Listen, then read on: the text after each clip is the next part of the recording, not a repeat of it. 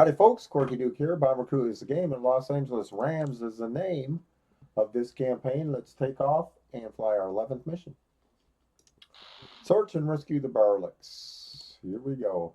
We're looking for P-51 pilots who were shot down by 401 Battalion biplanes. Not happening. They were shot down by something else. P-51 Mustang is considered by many to be the best fighter of World War II. Those kind of fighters don't get shot down by World War I biplanes. Sorry, they don't. What's next? World War I biplane shooting down a F-16? Like that had happened. All F-16's got to do is fly past it, and the backlash would just knock it out of the sky, lose control. Probably wouldn't be able to gain the backlash would probably rip right through the fabric of the biplane. So, yeah, not going to happen.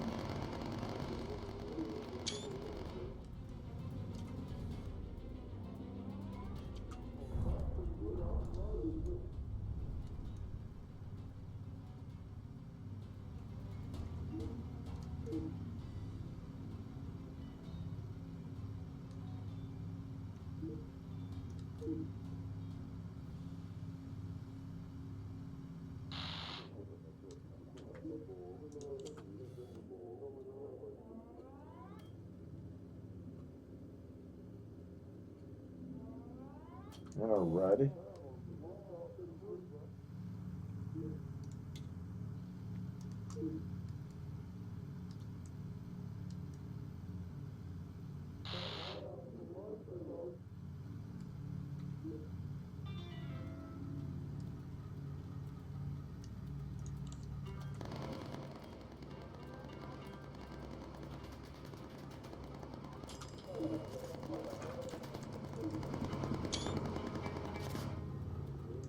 All right.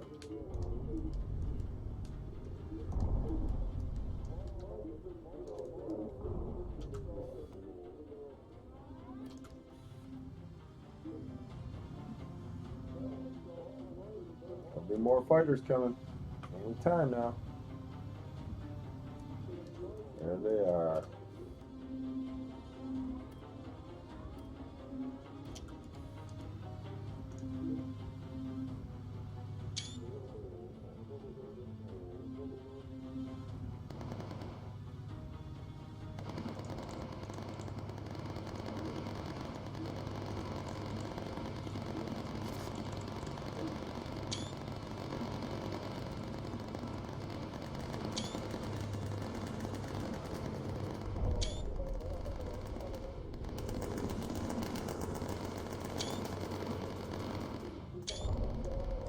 All right.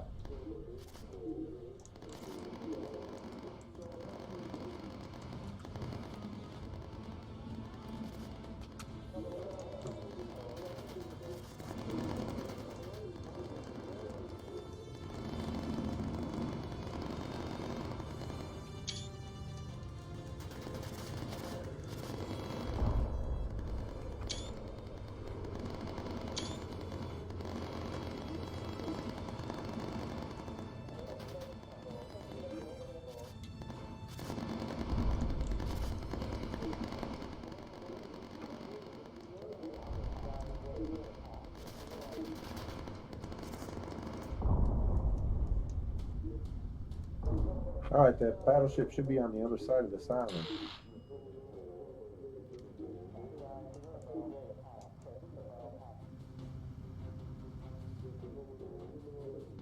There it is.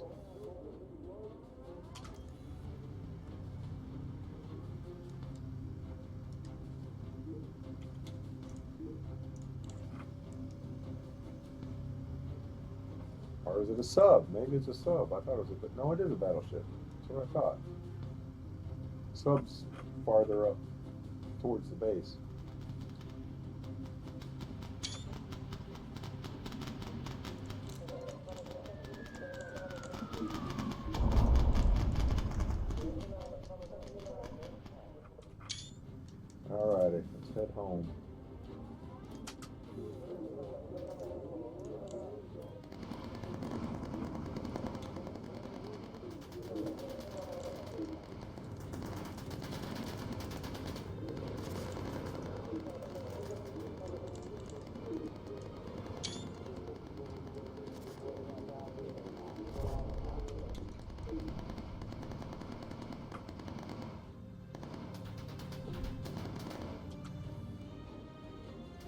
No, he's already tagged.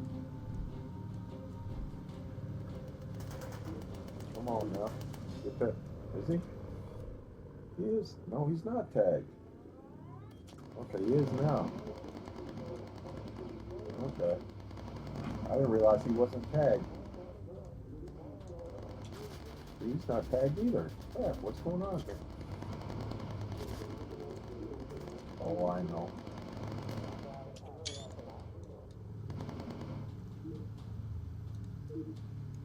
I know what happened. I hit auto tag and didn't get time for the fighters to tag before I sent the radio operator to the first bay, to sick bay.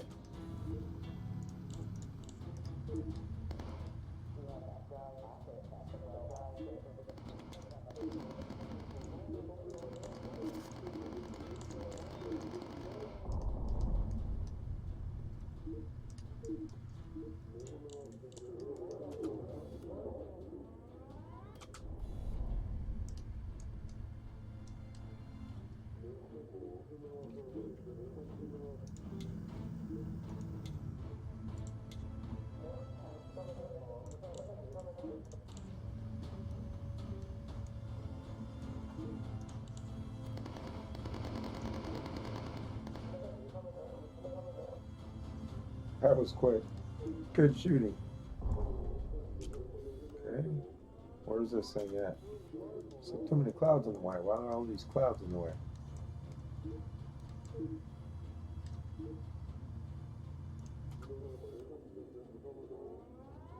There he is. Finally.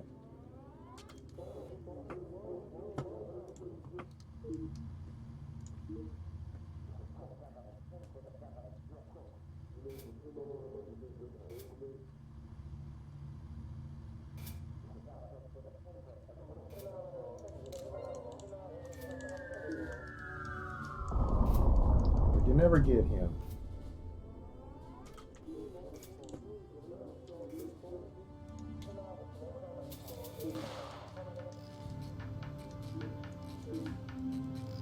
You can always take his picture, we just can never sink him. The life in bomber crew. Tell you.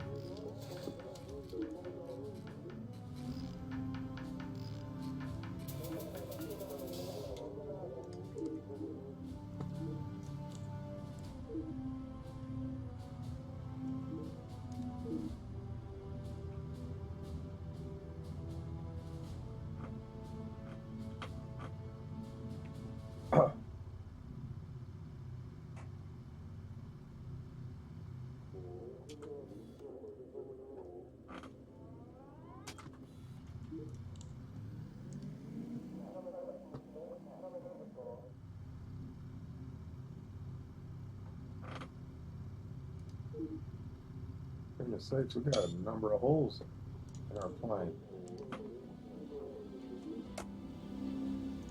We gave it our best, and so did they, I think. But we came out ahead. That's what counts.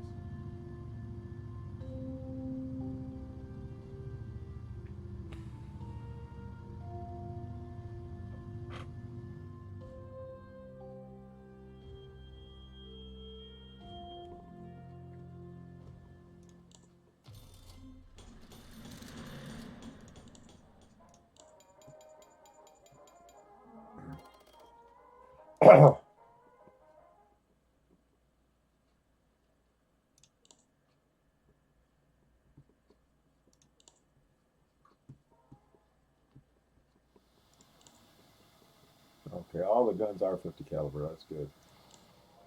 Got to go with the crew gear now. I already gave them the thermal flight suits. We need the advanced oxygen.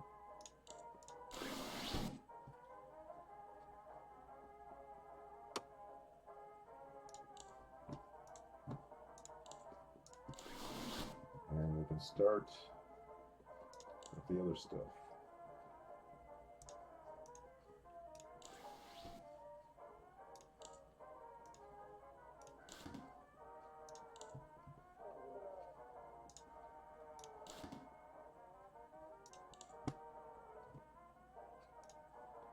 going to be perfect this time. Look at that. Next mission, mission 12. Seek and destroy enemy battleship. Is that really necessary to put the adjective enemy on the battleship? Wouldn't it just be sink and destroy battleship? Are we out to sink our own battleships? We should even know where they're at, right? But we're certainly not out to destroy them. So why would they have to put seek and destroy enemy battleship? Why not just seek and destroy battleship? We're not out to destroy our own battleships, are we? All right. Enough of philosophy class.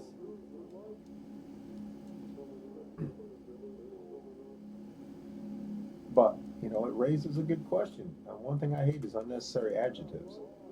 You know, oh, I saw a really bad car accident on the way to work today. Is there such a thing as a good car accident? Aren't all car accidents bad? Even if nobody gets hurt, it's still bad.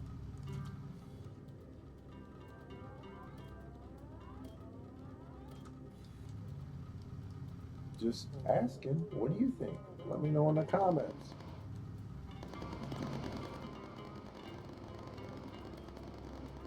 What do you think about unnecessary adjectives?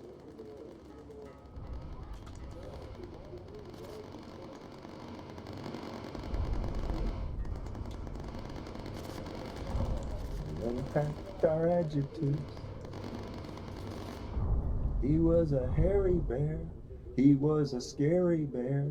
We beat a hasty retreat from his lair. And we unpacked our adjectives. Oh, now you got me singing Schoolhouse Rock. Goodness sakes.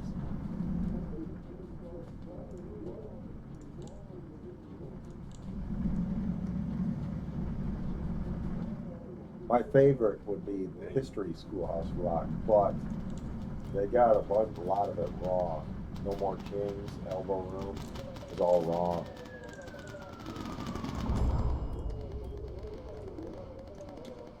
No More Kings. The what is it? The second verse sings about how's that go? How's that go?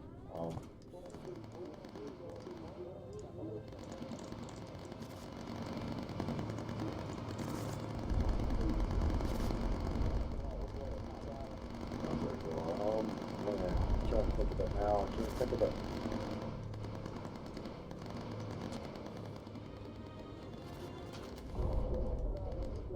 Yeah, I still got the Unpack My Adjective song going through my head.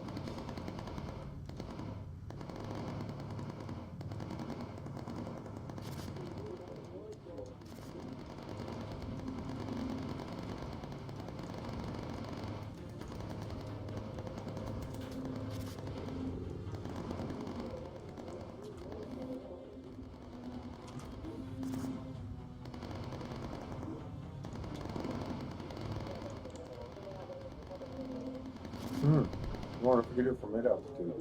Anyway, rocking and rolling, splishing and splashing over the horizon.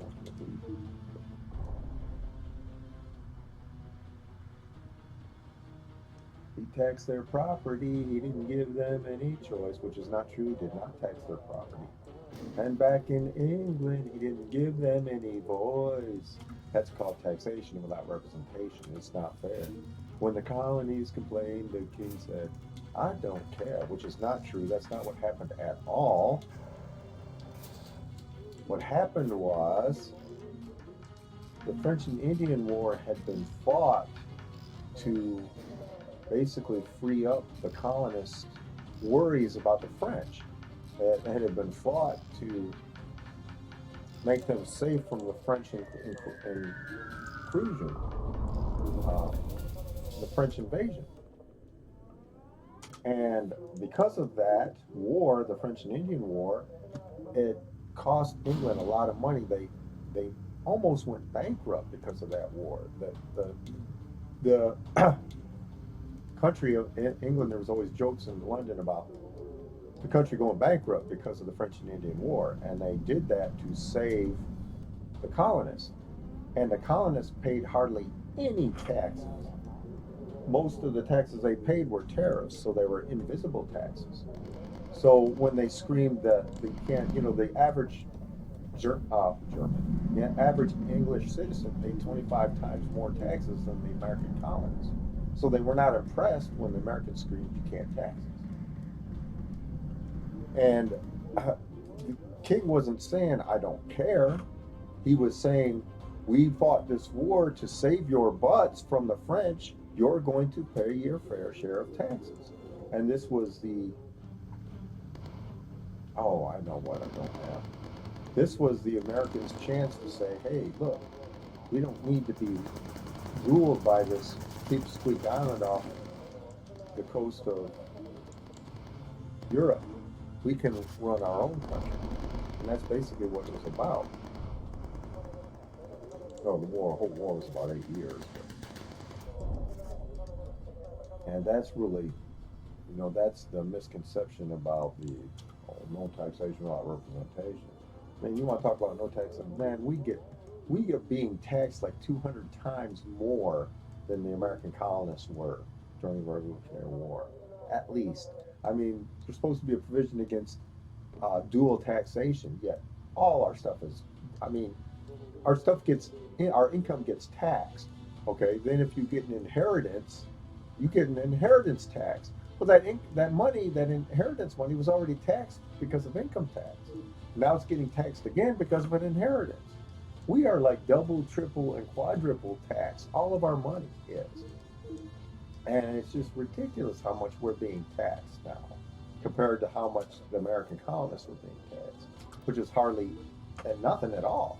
There was no sales tax back then. There was no income tax. There was no property tax. So this idea that the Revolutionary War was fought over no taxation, no representation is strictly bullshit. When Ben Franklin went over to England he was representing Pennsylvania, but he wound up representing all 13 colonies. He was told under no certain circumstances was he ever to accept a deal for representation in British Parliament, because they knew they'd simply be voted out. So no taxation without representation was strictly a slogan. But anyway, there's a lot of misconceptions about the Revolutionary War, and that's probably the biggest one. Oh, we fought over high tax. Bull crap.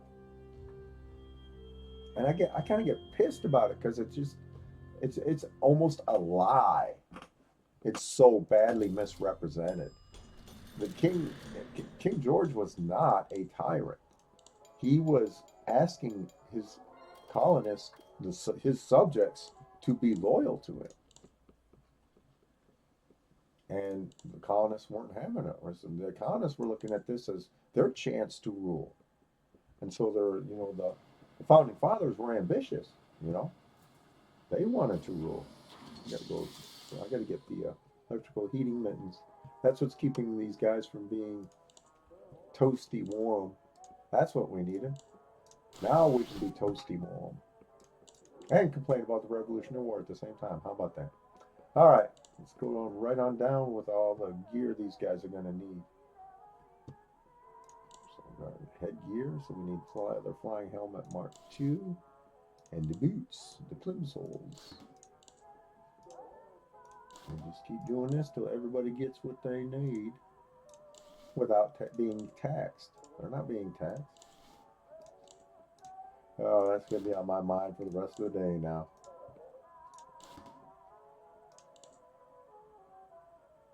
But yeah, that's, what was the other one? Oh, yeah. Elbow room. This is a ridiculous one. All you got to do is read about the core discovery. They hired Sacagawea to be their guide. She led them all across the countryside. Bullshit. They did not hire Sacagawea at all. They hired Sacagawea's husband, knowing she would come along. But they didn't hire her for a guide. She had never been in the area they were going in, so she couldn't possibly be a guide. What she was helpful for, though, was guiding in what kind of plants to use as food or medicinal value. She was very good about that. The most thing that she was valuable for that they didn't even know at that time, and they wouldn't even find out till decades later, When the Indians saw her in their party, they realized this wasn't a war party. And so they were more able to make diplomacy deals with them, and that prevented them from simply being attacked for, because they didn't look like a war party with, because nobody carries a squaw with a papoose in a war party. Oh, I forgot about that. So that right there saved their lives probably dozens of times over, and they didn't even realize it at that time. Because the Indians are watching these people go through their country, and they see their weapons. They know what those muskets are. They're weapons, and but they see Sacagawea with they wound up, what was his name, Little Pompey. That's what they called him, and that was Sacagawea's son, and he was just a toddler at that time. He was literally a baby. So the Indians knew this wasn't a war party, and so they wouldn't attack it. So anyway, um, well, that's about it for your history lesson.